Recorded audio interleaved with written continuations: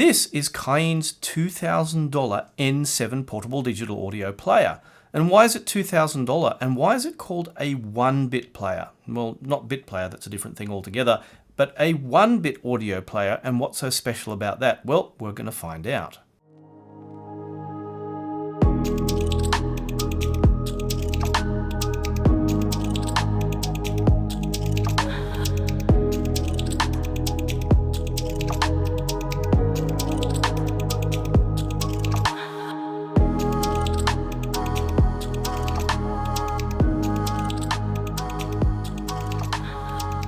Start with, the N7 is a big chunky player. I mean, it's 380 grams, it has a substantial battery inside, it has a high quality amplifier in there, and primarily it's a 1-bit player.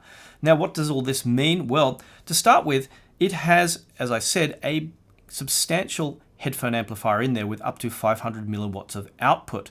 Now, you can also use it as a preamp. It has preamp sockets on the left and headphone sockets on the right, both 3.5mm and 4.4mm Pentacon.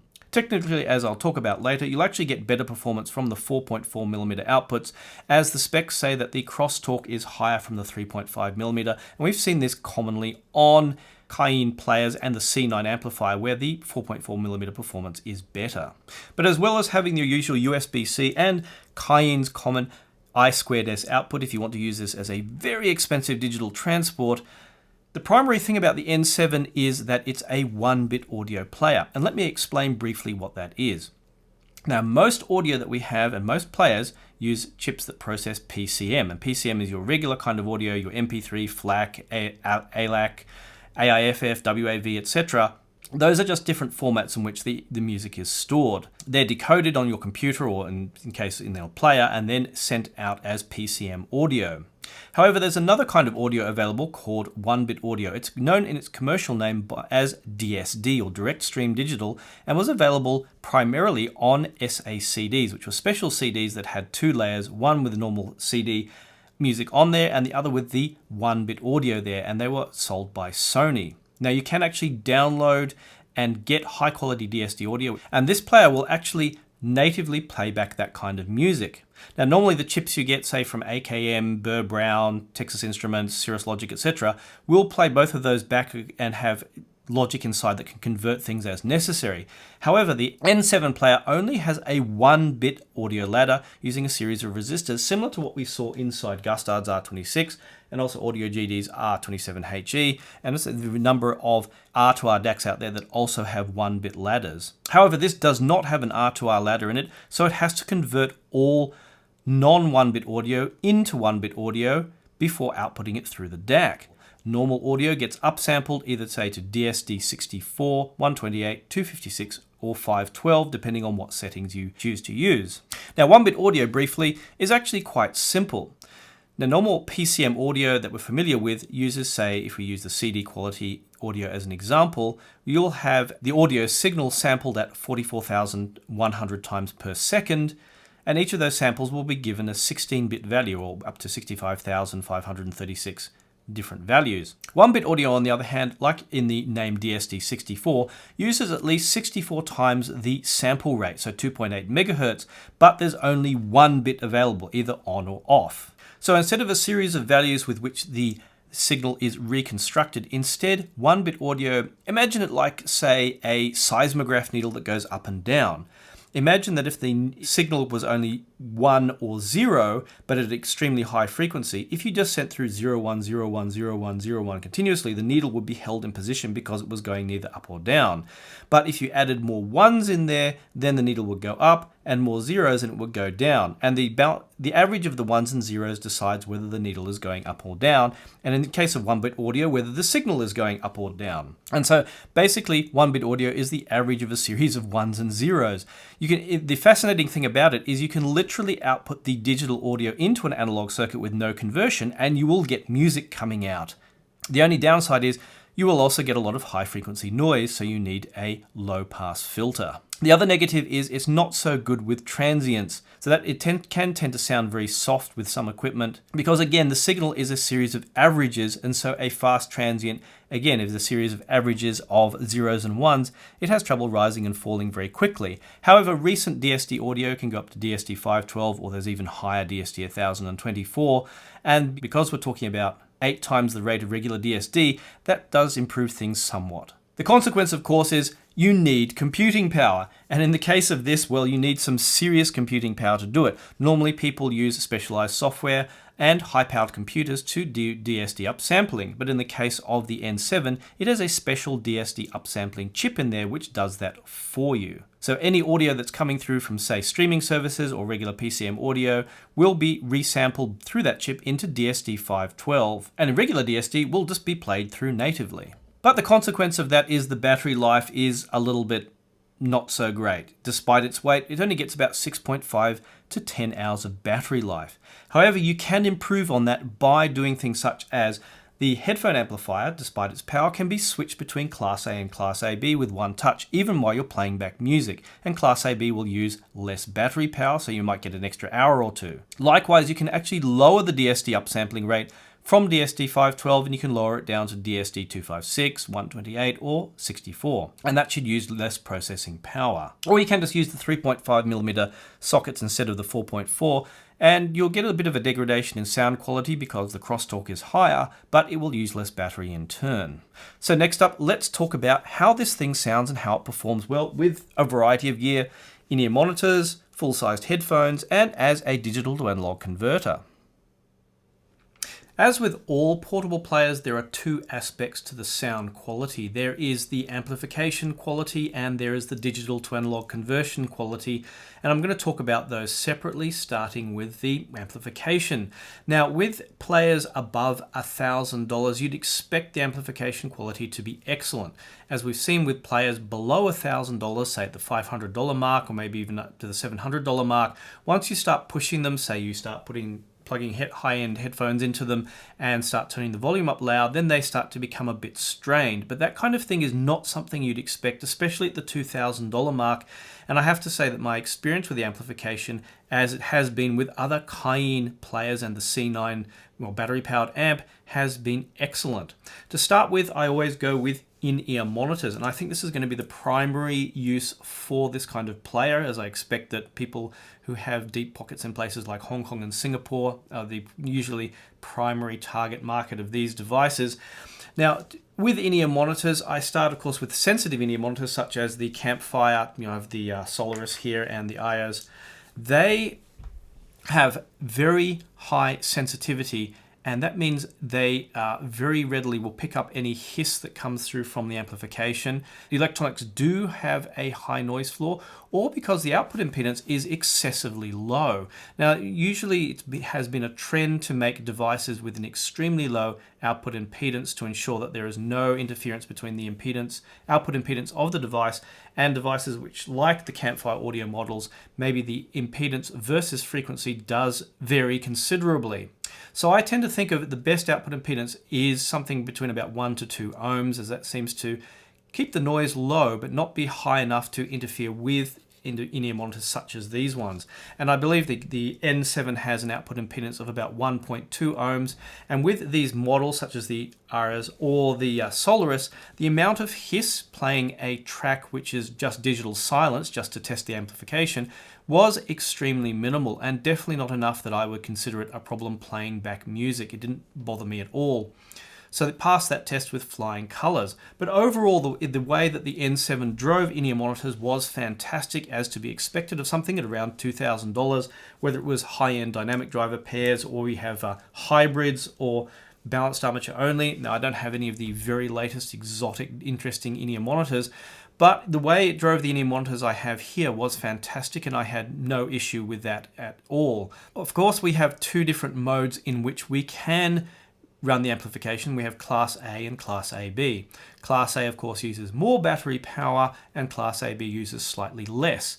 Now, my experience, like with other Cayin gear that did have Class A and Class AB switching inbuilt, was that the Class A was slightly sharper and clearer in sound, whereas the Class AB was slightly more punchy and maybe slightly less clear, but it was only very subtle, to the point that I could not always remember which I'd set Class A or Class AB. There's no way I could tell just plugging in, say, in-ear monitors or full-size headphones and guess. But the useful thing, of course, as I said, like Class AB uses slightly less battery power, so it could be a small compromise if you do want to save on battery if you're out and about with a player such as these. The next thing was to test full-sized headphones. Now, of course, I have a variety of high-end models here, but full-size headphone use isn't kind of the main aim of players such as this, but it is a good test of the amplification. For example, if I want to do things in extreme, I have the Dan Clark Audio Expanse and Stealth here, and maybe the Stealth is probably more appropriate for portable use, and they are very insensitive and very low impedance headphones, and that means they are very hard to drive and are very reflective of the quality of amplification in gear. Now, the thing is, these can also push devices into clipping, which can be done, say, with movie soundtracks that have very low bass rumble, as it's easy to turn up very low sounds to much higher volumes with it not sounding so loud when listening with one's ears. Now, as I said before, we've noticed with players under $1,000 that when you start pushing them, that the sound starts to become shouty and maybe the bass starts to become a little bit out of control, but none of that with the N7, which amplified with these headphones very, very well. Now, I could turn the volume in high gain all the way up to 100, the maximum, and even with playing a movie soundtrack where there's low bass rumble, they didn't clip at all. But they didn't get super loud either, so they only got to a moderate level. That means that the gain in this is not super high. It's probably more aimed towards in-ear monitor usage, and maybe the higher gain might be useful for some in-ear monitors that have maybe dynamic drivers and maybe have higher impedance, so you can get plenty of volume out of them. But still, it was quite impressive how well the N7 held together with the Dan Clark Audio models, and with other high-end headphones such as the Meze Elites, they held together very well and played back quite impressively. Again, not quite as well as you can get from a desktop amp, but still very impressive all the same, and the sound didn't ever sound like it was falling apart or getting out of control. It sounded very clean and clear, although I can say with the DCA Expanse that the bass punch was going to be better and more pronounced with a full-size desktop amp. Maybe the next question here is about tonality with the N7, and you're probably wondering, I've talked about the amplification performance, but not if it has any kind of coloration. And to me, and including the digital to analog conversion, it didn't have any noticeable coloration to my ears, and that's comparing it against a lot of other equipment, especially standards like the Hugo 2. And overall, that meant that I've seen some people, for example, buy these and buy a Cayin C9 to use the tube mode in there to add a little bit of even order harmonics. And I can readily see some people actually using this as a DAC in a sense, so that they can plug it into, say, maybe a tube amp like I have, and maybe listen that way. And that's why I wanted to talk about the DAC second. Now, as I've talked about, it's a 1-bit DAC, and that has some, advantages and disadvantages. Probably the main disadvantage is to convert everything to 1-bit audio, it uses a lot of computing power. Now, in that, of course, you have the option to only upsample to DSD64 rather than necessarily 128, 256 or 512. Again, you can save a little bit of battery life, and I will say that the sound quality when upsampling from regular PCM, say through Cobars or through some tracks that I have on a micro SD card, that there was a little bit of sound degradation. Going down to DSD64, a little bit less clarity, but it wasn't so dramatic that I noticed it on all tracks. I think if I was playing back regular pop music, and taking this out and about, I'd probably just use it in DSD64 mode, because the difference was maybe so minimal I wouldn't notice. But sitting at home in a quiet room such as this one and listening to high quality music, maybe I'd want to keep that at DSD 512. But overall, one of the things that was most noticeable was that this needs run-in. And I know people hate the discussion of that, but it was very obvious comparing it and then switching backwards and forwards between other gear that at the very start of usage, it sounded kind of soft and everything kind of sounded a little bit vague and a little bit reserved until I gave it a few days of continuous music playback. And during that time, it actually got quite warm. And I can say jokingly, if you do want a hand warmer for winter, this will certainly fit the bill, and we can produce good music at the same time. But jokes aside, the sound quality, once it had, say, about 4 days of running, was much, much better. Now, what has the kind of sound that I'd call like a traditional Japanese 1-bit CD player. I probably use the term neutral for the overall presentation, and that's why I said some people might like to use it with something like, a high-end tube amp, or some people have been using it with the equally expensive C9 amp, probably in tube mode for that reason. But I found it a very detailed player, which again is something I would expect at the $2,000 mark.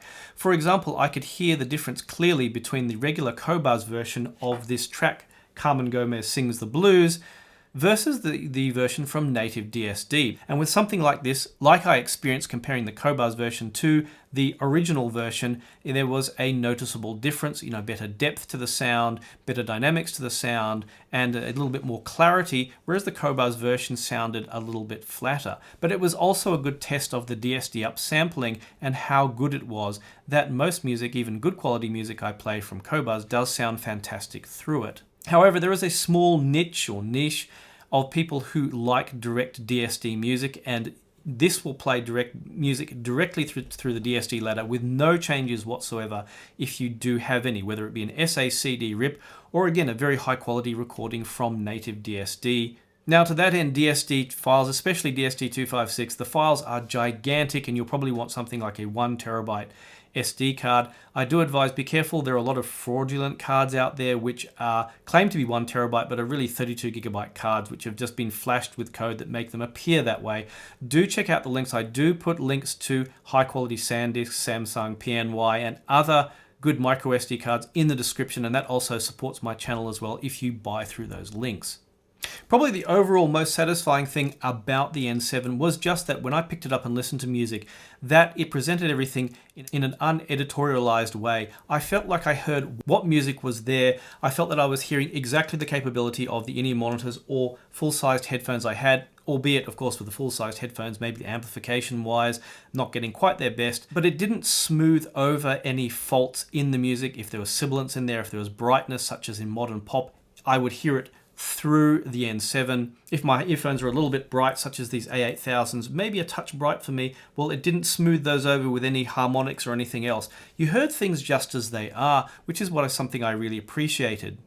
All the same, I didn't feel I was hearing any distortion or anything unpleasant from the sound as you might get, say, with less expensive players. And the overall experience made me feel like I was listening to a high-end device. Likewise, using it as a DAC to some of my amplifiers or my main speaker system, I felt like I was again listening to a high-end Japanese CD player. Now also here I have other 1-bit players, that is the Gustard R26, although it's an R2R DAC, also has a 1-bit ladder.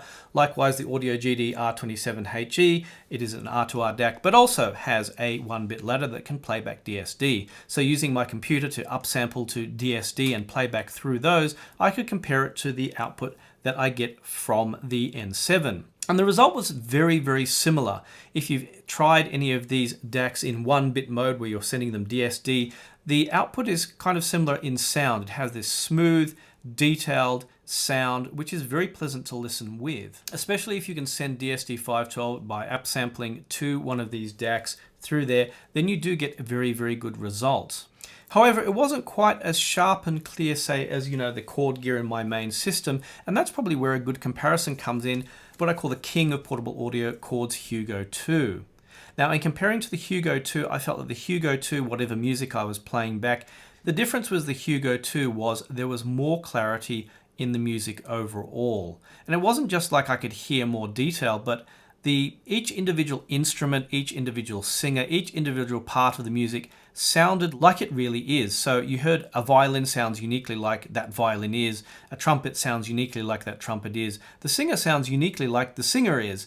Whereas I felt that the N7 very slightly gave everything more the same kind of tonality overall. So there was a slightly lower difference between individual instrument sounds and individual singer sounds. It kind of gave everything this more even signature, unlike the chord gear, which tends to bring out the kind of the reality of each individual instrument or singer or part of the music.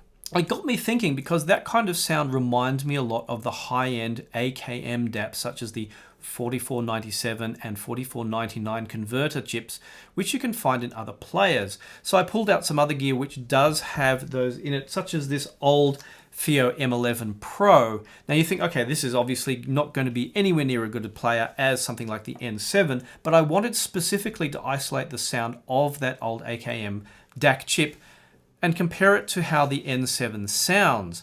And in that, plugging both into one of the amplifiers and just using this as a DAC, I noticed some similarities between the kind of smooth presentation of the old AKM-based M11 Pro and the N7. What would be really interesting is to compare the N7 to something like one of the Sony players, and unfortunately I don't have any of those to hand, as there would possibly be some similarities there, given Sony is a fan of 1-bit audio reconstruction.